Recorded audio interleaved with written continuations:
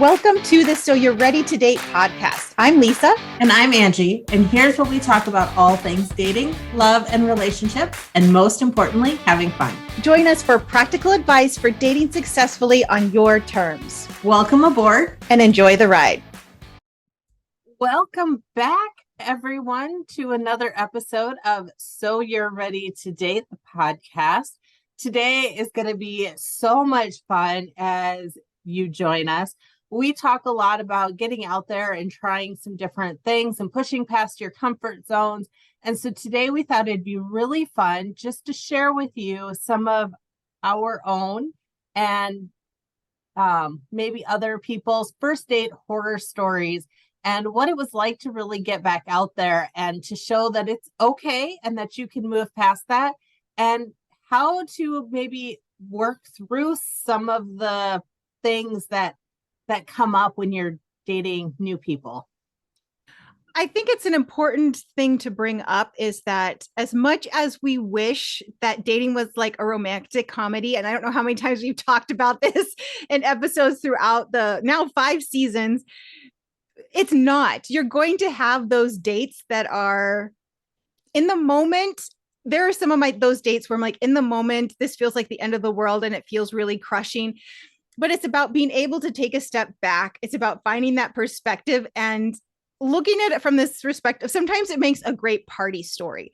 Do you always want to use it for something like that? But I think if you're trying to process it, knowing that one, it's going to happen to everybody, and two, finding the humor in it, finding maybe how am I going to approach my next date differently? You don't always have to have like a lesson or a silver lining to it, but sometimes that can help be like, all right, next time I'm on a first date, I know what I'm doing differently. Or next time, maybe we shouldn't do that.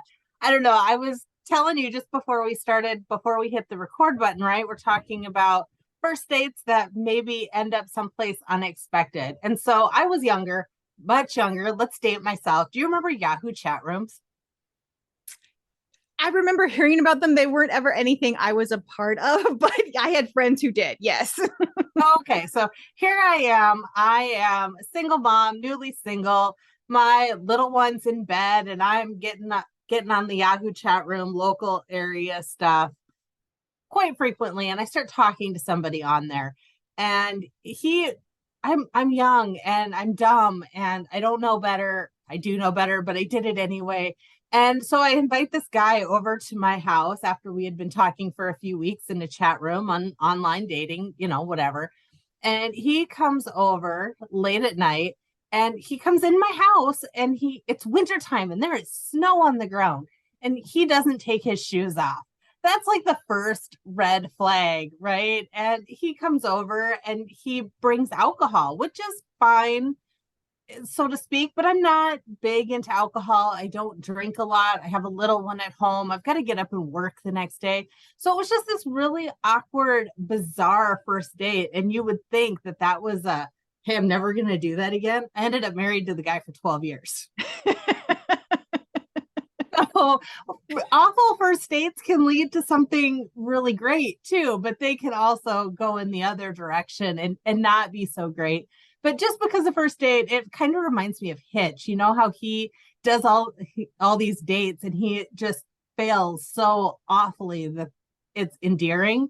That's kind of how I felt about inviting this guy over to my house. And here he is in a stranger's house and doesn't take his shoes off. Come to find out, he doesn't let his bare feet touch the floor. He never did take his shoes off in the entire 12 years we were married, I don't think. But it was kind of like that. Well, I think I may have talked about this before, but before we even got to the first date with my now boyfriend, I was about 3 ways ready to just be done with it because we had some major miscommunications about where we were going to meet and what we were going to do. And I'm like, what is with this guy? What is going on? And then it ended up being something really wonderful. But in that first few moments, because I can remember talking to you and another friend of ours being like, what is going on? And the two of you calming me down and being like, okay, let's give him the benefit of the doubt. I didn't realize at the time that English wasn't his first language. And so that once I kind of figured that out, I'm like, oh, a lot of this makes a lot more sense. But again, doesn't stop that in the moment. You're just like reacting. You're like, hey, you're supposed to want to do this, this, and this. And the first date's supposed to look like this. And when they're not, it gets really frustrating really fast. So perspective always, right? Yes. I remember I was on, and have you ever been the bad first date? Oh, I have been the bad first date. I know that I have been the bad first date. So it can go both ways. And it's totally okay that I totally bombed the date and was the bad first date. I think I can think of twice where I know that I was the bad first date, where it was maybe some nerves thing, but then maybe it was, well, I felt challenged and I don't know, but I know we got onto conversation topics that were definitely not first date worthy. It wasn't about marriage or commitment because that wasn't what I was looking for at the time, but there are other topics that sometimes you get into them and start divulging personal details, and you know that you have told the person across from you way more than they're prepared for, and it makes them run for the hills.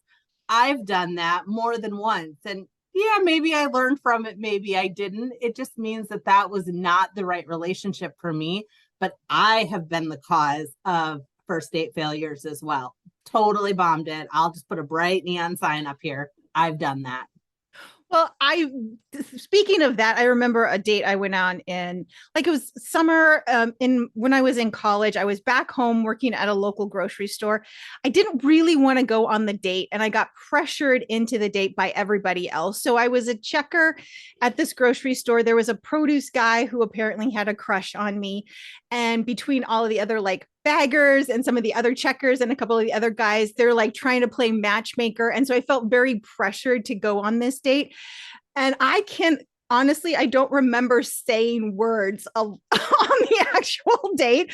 I'm not even sure how much I actually talked. I think we ended up going to a movie and maybe out for ice cream or something simple. But I'm like, I just very remember, I don't think I want to be on this date, because he was at this point probably a good 10 years older than I was. And I'm like, I don't know that I like him. I hadn't really been dating a whole lot at that point. So I'm pretty sure I was the bad date on that one, because I'm like, I don't know what I'm doing.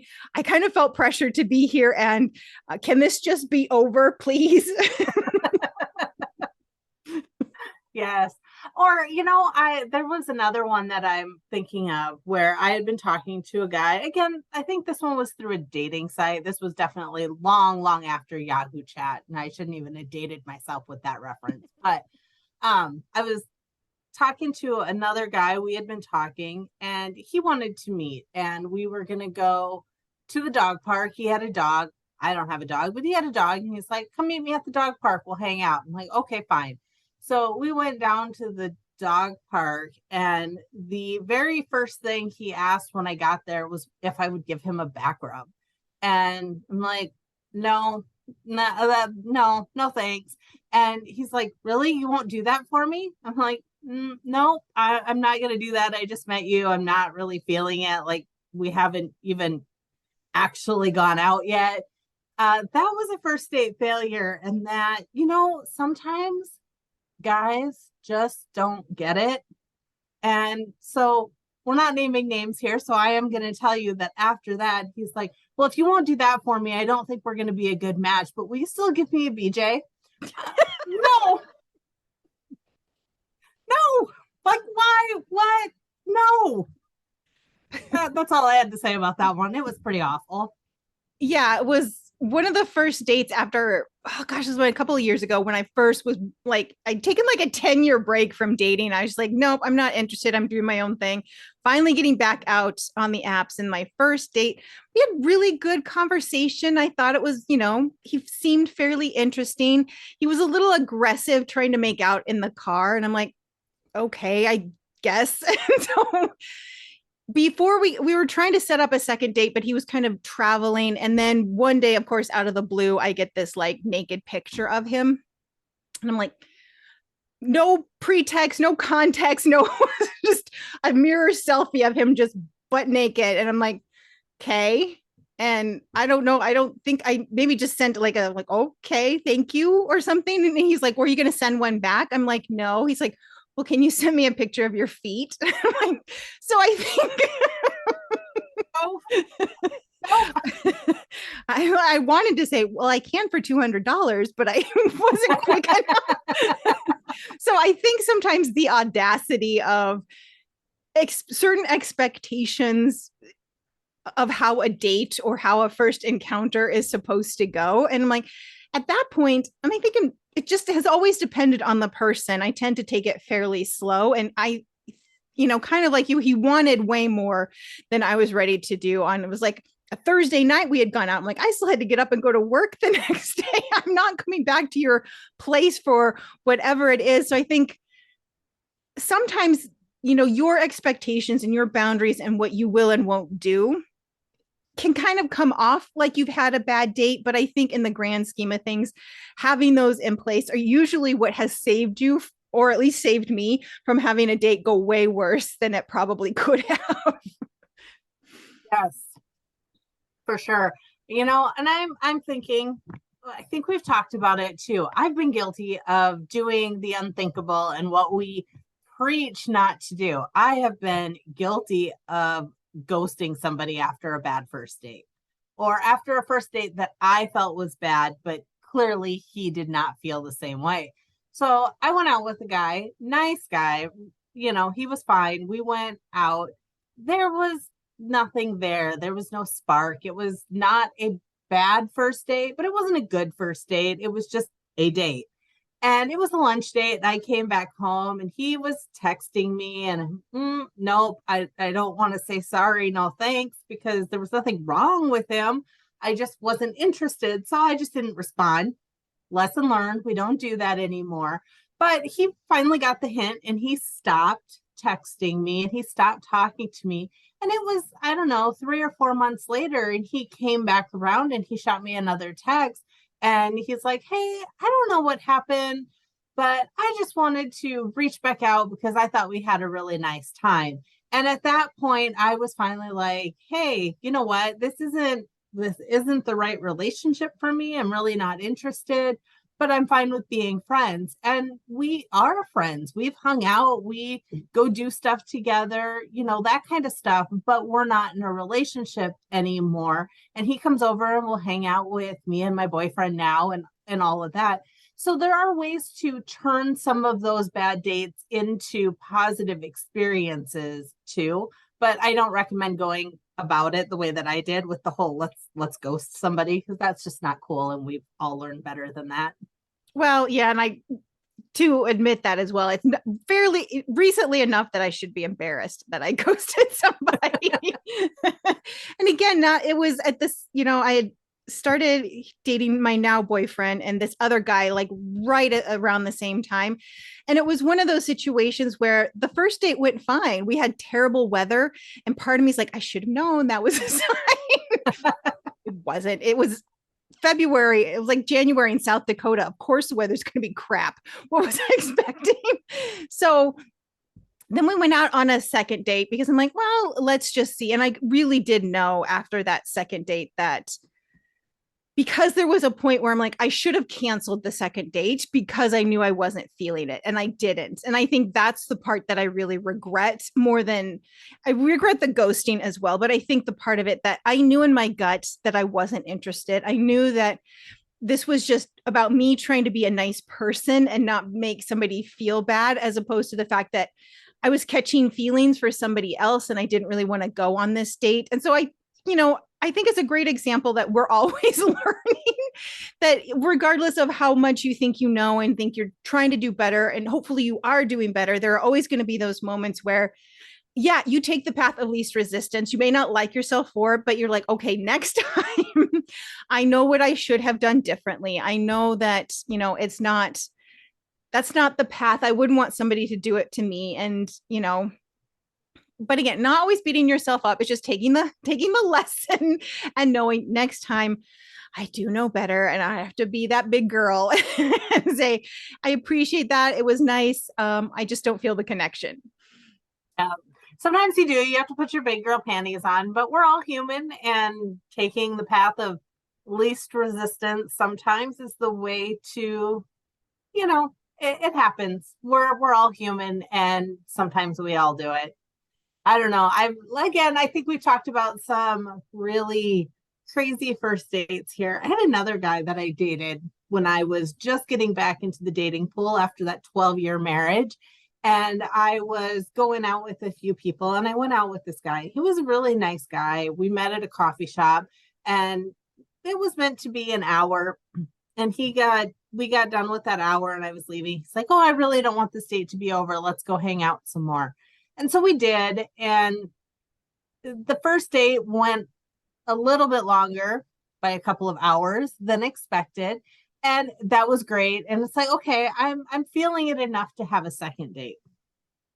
So we're having this second date, and we are at the store. And I have told him I am not a receiving gifts person. Gifts is not my love language. And I don't really like to accumulate stuff. And we've had that conversation. I've had that conversation with anybody that I have dated for any length of time, or anybody that I've chatted with online at any point in a relationship, because it's one of the things we talk about with love languages. So it was very clear that this is not the language that I receive. And we're at the store, and I walk by, and I'm also a very tactile person. And I touched a blanket. I was like, "Ooh, that's soft." And he proceeded to purchase that blanket for me after I told him several times, "No, I don't want that." And so he proceeded to buy me gifts and load me up with gifts on this second date. I'm like, okay, that's a boundary issue. And if you're that person that is doing what your date is asking you not to do, you are the bad date. Yes. Just saying. And so, needless to say, that didn't go anywhere. He also told me after our first date, on the second date, that within 6 months he wanted to be living together. And I'm almost 6 years into a relationship now, when we're still not living together. So you can imagine how well that went over. Needless to say, that relationship is not, it didn't go anywhere. Well, and last summer, I was kind of like, I had been seeing a guy, but he was going to be out and traveling for like 3 months. So we would kind of been like, he's going to see people if he's out. I'm going to see people. We were just, for lack of don't turn this into friends, but it was a break of some respects. We were still chatting and talking, but we had this very clear idea that we would see other people. So I was doing my thing, seeing other people, and had started chatting with this guy, and he seemed nice enough. So we decided to set up a first date. We set up the day, the time, the place. So I'm standing there, and I'm waiting. And like 10 minutes in, I'm like, "Are you here? Are you on your way? Am I just not seeing you?" He's like, "Oh, well, no, I'm not even there. You didn't call me to tell me you were leaving to go to the place." And I'm like, "But we agreed on a place and a time." And he never once, and I went back and looked because I'm like, did I miss something? Because I hate to be that person who's like, "Oh, I didn't call. I didn't." No, there was nothing in there that says, "Hey, give me a call when you're on your way. I will meet you. I'll leave at that point and I'll meet you there." And so he's like, "Oh, well, I guess I can come now." I'm like, "But this is the time we were supposed to be meeting." I'm like, "Okay, fine." I'm like, "I'll sit at the bar. Just come find me when you get in there." So I wait another probably 45 minutes, still nothing. And eventually I get a text. "Yeah, I had something come up with my kid. I don't know that I'm going to be able to make it." I'm like, fine. I mean, I understand the kid thing. I was not upset about. I was upset about the fact that he was mad at me, and like I was in trouble because I didn't do something that he didn't ask me to do. And we'd had a couple of these other incidences in our like chat before then, where it was he had these expectations, but nothing was ever communicated. So then I was in trouble because I wasn't doing things that he expected that he never asked for. So I should have known from like that. And then not. But he called me like later, and we ended up going on like a little walking date, and we went out a couple more times. And there was one point he thought that he's like, "So, hey, is this going to be a relationship?" I'm like, "Physically, I'm attracted to you, but I don't feel anything more than that." And that was not the right answer. And then it was this 20-minute diatribe of him being like, "I can't believe someone like you is turning down someone like me." And he was going to go out and get this really hot woman, and I'm just on and on. And eventually I'm like, okay, I'm going to leave. And he's like, why are you leaving? I'm like, because you just spent 20 minutes telling me what a loser I am, to how could I have dumped you, and you're going to find somebody who has a nicer butt and bigger boobs and younger and all of this other stuff. Why would I want to sit around and continue to listen to you put me down? Oh, well, it was the weirdest set of dates I have ever been on, and it very clearly almost made me stop dating completely. And it's really, sometimes it's hard to see those red flags when you're in those situations. But very clearly, when you look back on it and you describe it right now, that's somebody who is trying to control your actions and is trying to break you and make you feel like you can't trust your own decisions, and is gaslighting you and all of that stuff. And sometimes, I mean, those can be things, if you look back on those first few dates and you can clearly see them, whereas sometimes in the moment you can't see them because clearly that was a huge red flag and you are so fortunate to have walked away from that immediately. Well, like you said, it's like in the moment you're like, oh, is this necessarily a red flag, or is it just some like hiccup in this getting to know you process? But I think here's where I go back to congratulating myself on all the hard work I've done, is that I now know I have a very solid sense of self. In my 20s and 30s, I did not. So you're not going to get away with the same BS that I probably would have been like, oh, okay. Because I remember very clearly in my 20s, I went out with this guy, and then like kind of like you in that gift story. I think the next date it was a watch, and then like a couple of dates later it was a pair of diamond earrings, and then a couple of dates after that it was a diamond necklace. And it was him very clearly wanting me to move in, or if I wasn't home by the time he thought I would be home, I'd come to like 5 messages on my answering machine saying, hey, where are you, what are you doing? And it was just always very weird. And that I had the presence of mind in my 20s to realize that this is probably not it is kind of shocking to me because that was not who I was in my 20s. But now in my 40s, I know very clearly who I am and what I will and will not put up with and stand for. And I think it was about that, being able to be like, I can very happily, peacefully, joyfully be single for the rest of my life.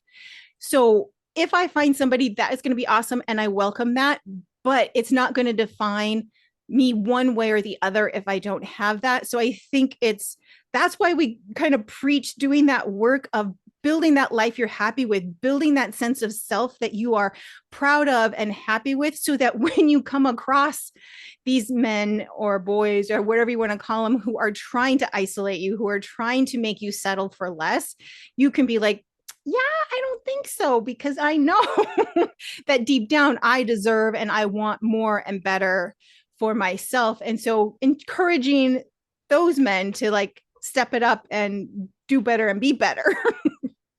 Yes. You talk about that in your 20s. I had one of those in my 20s too. My son was very young. I had him. He was maybe 2 years old. And well, no, he had to have been a little older than that, but not much older than that. He was 3, maybe almost 4. So it was around that time. He was still pretty young, wouldn't remember any of this. And I went on a date with a guy that drove 4 hours to come see me and go out on this date. And we meet at the restaurant, and he looked like George Costanza from Seinfeld. I mean, exactly like George Costanza from Seinfeld. And I was not physically attracted to him at all, but he had driven 4 hours. I'm like, okay, let's have a meal. Let's hang out. Let's do this. And after the meal, I went home and I was like, thanks, but no thanks. And he put on a guilt trip. He put on a really good guilt trip and said that, well, it's just because of my looks that you're saying no, and you didn't get to know me, and this and that and the other. And I'm like, okay, fine. We'll go out on a second date. Let's make sure it's not just the looks thing, right? I was young and whatever. So the next time I drove up to the cities with my son at that point, we had been talking some more and he's like, let's go to the zoo. Okay, fine. So I took my son and we went up to the cities and we went to the zoo. And he proceeded at that point, again, second date, but we had been talking for several weeks. It was a long trip, a long distance in between. And he proceeded to purchase a family pass to the zoo for us as a family on a second date. And I'm like, okay, I can see how maybe that's cheaper. So red flag, but we're just going to ignore it, right? And red flag that he made me feel bad because I didn't want to date him because I wasn't physically attracted to him, which now is, I get is totally okay. But at that time, okay, he made me feel guilty. Red flag, I totally ignored that. So we're there. And afterwards, I didn't really have any place to go, whatever. So we went back to his place and I had my kid with me and friends and family knew where I was at. And it was all in the up and up. And I was being safe and taking all of the safety tips from our first episode. And my son got very sick, puking, diarrhea all over this guy's white furniture. Oh my God, white furniture. He was so sick. It was awful. I was so embarrassed. I'm trying to clean it up. And of course, it's hazardous waste. So you got to bring people in. You know, it's his white furniture. It's stained. He's got to bring people in to clean it up. So I'm like, just send me the bill, just whatever. And I get back home and I again tell him, I'm like, I'm going to pay that bill, but I am not interested. I don't want to pursue this relationship. And he proceeds to demoralize me, tell me what a bad mother I am, tell me how I'm an awful person, and totally berate me. And then 2 days later, he called me up and is trying to talk to me like we're still together and in this relationship, and then continues to call me and talk to me like we're in this relationship. I'm like, no, I don't think so. What are you not getting about this? And so I think sometimes I also had the state of mind to realize in my 20s that that was really some red flag behavior. But it took me a little bit longer than it would now that I'm in my 40s. Today, if that were to happen, I would say, no, thanks. I'm good right now. Right where I'm at, I'm good. I feel like it's a lot easier now to say no, thank you, block. And then it feels like it was harder way back in our day to block somebody you didn't want to talk to anymore. And there were fewer ways it felt like to get a hold of you. So maybe I don't know, good or bad. Well, if they really wanted you to answer the phone, let's date ourselves here. They would just push *67 and dial the phone.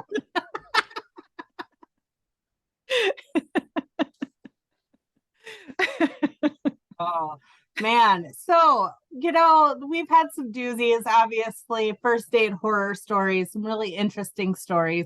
We would love to hear from you and be able to share some of your first date stories. Do your early relationship stories, first date stories mesh up? Have you had some similar experiences?